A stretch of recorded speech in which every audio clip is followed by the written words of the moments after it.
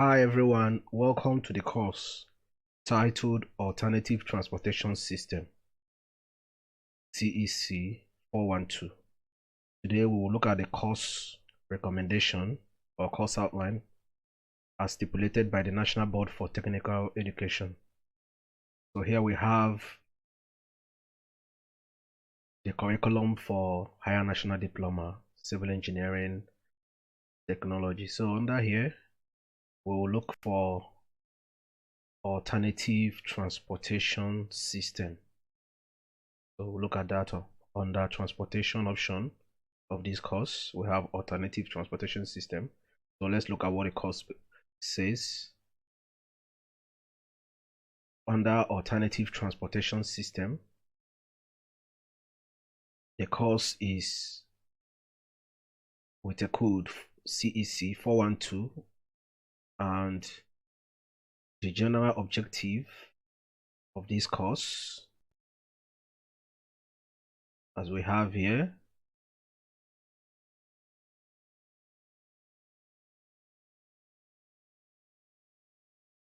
what we'll have here is that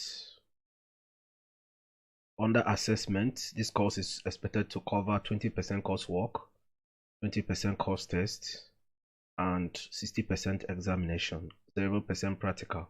This practical will be replaced by a field trip or field visit.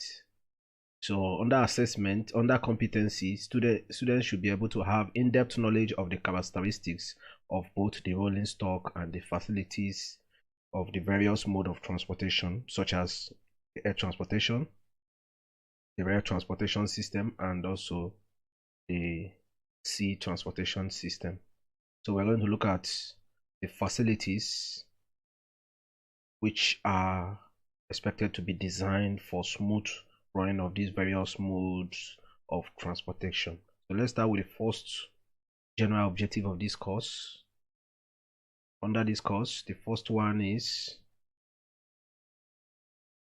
there we have general objective 1, which says a student should be able to understand airport classification.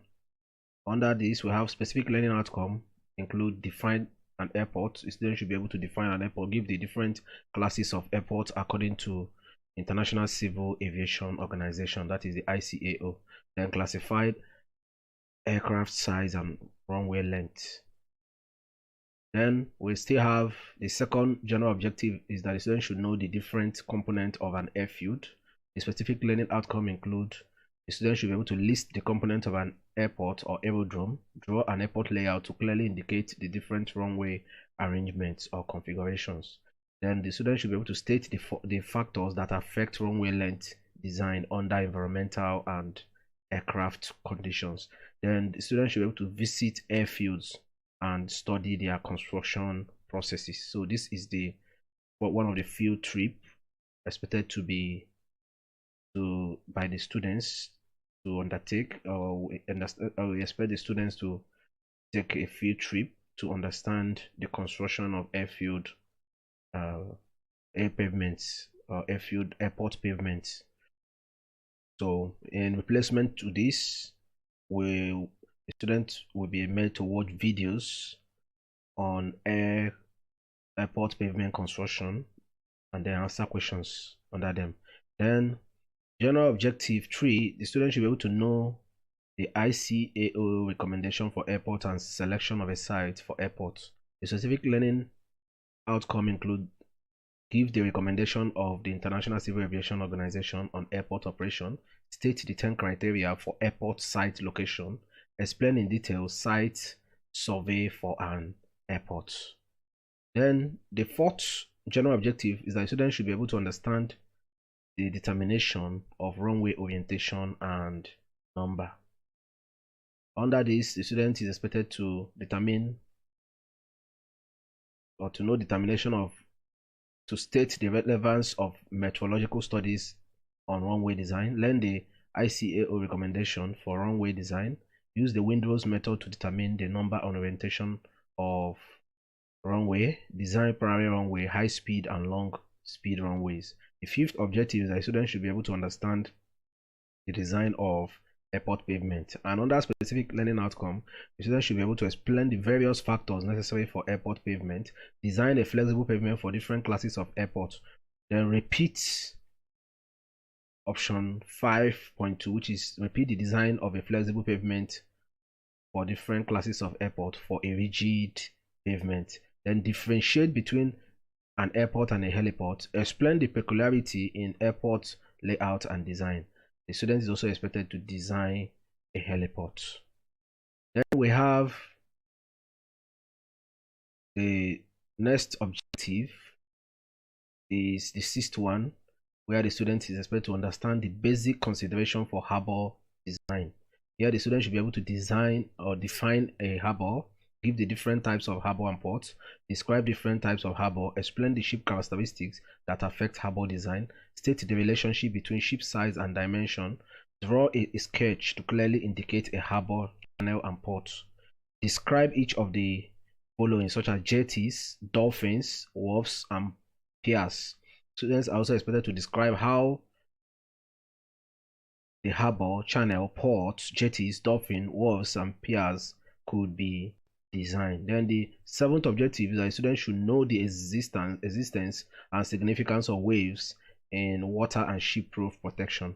Under this, they are expected to define wave generally, explain the linear wave theory, show that tides are in waveform, describe the waveform and the generation in high seas, explain both qualitative and quantitatively the following properties of wave in absolute and mean high length, etc. State the significance of wave on ship and harbor. Describe protection devices for ships. Then design a dock fender. Then under the eighth objective, the student is expected to understand general concept of railway transportation system. And under this, he or she is expected to describe a railway transportation system, explain its significance in good transportation, state the effect of the attractive forces resistance in train, coach, or car or track. Then the student is also expected to understand how to design a rail track geometrically. This is the ninth objective. Under this, the student should sketch a rail track clearly indicating rail track components such as gauges, wheel connings, rail joints, both welded and other type. The student is also expected to give geometric elements of a rail track with that of a highway. Then compare the geometric element of a rail track with that of a highway. State the effect of topography and topographical and geological factor. Design the following geometrical parameters of a rail track using any available international standards such as cross-section, gradient, horizontal, vertical, and transition curve, super elevation. The student is also expected to define turnout switches, processing track junctions, station yard, list the equipment in a station yard, state the use of each, then visit site and participate in rail track construction. So this is the field trip aspect of this course. Then of this section of this course, then we have the 10th one. The students is expected to understand how to carry out track maintenance. Under this, the specific learning outcome is to explain the advantages of maintaining a rail track, list the function of a track maintenance crew, enumerate the composition of maintenance crew, propose a viable maintenance schedule for a rail track.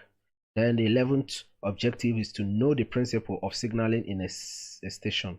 Then under this, the student is expected to explain the purpose of signaling a track, describe the importance of train schedules, draw railway signaling posts in your state of operation, then carry out exercise on each of the topic above. Then the 12th, which is the last but not the least, the student should understand the characteristics of a rapid rail system. Under this, the specific learning outcome include to explain the characteristics of a rapid rail system, including magnetic and electro, then explain the features of a magnetic rail system, mention the advantages of rapid rail system over the conventional rail system. So these are the expectation of what an average student is expected to learn under this course CEC 412. So I welcome you on board. Join us as we we take a look at this course, starting from the first chapter or the first topic, and the recommended materials for this course, as stated earlier, is the textbook titled Alternative Transportation System. And a student is expected to combine the use of the textbook, the videos, and other instructional materials, including lecture notes, assignments, and the test, including and also the videos, the practical videos or the field trip videos, to be able to perform as expected from this course. So make use of this, judicious use of this course, or of the material provided under this course, to be able to scale through this course and be able to get the required knowledge under this course. I welcome you once again. My name is Engineer Wona Nnamdi. Welcome.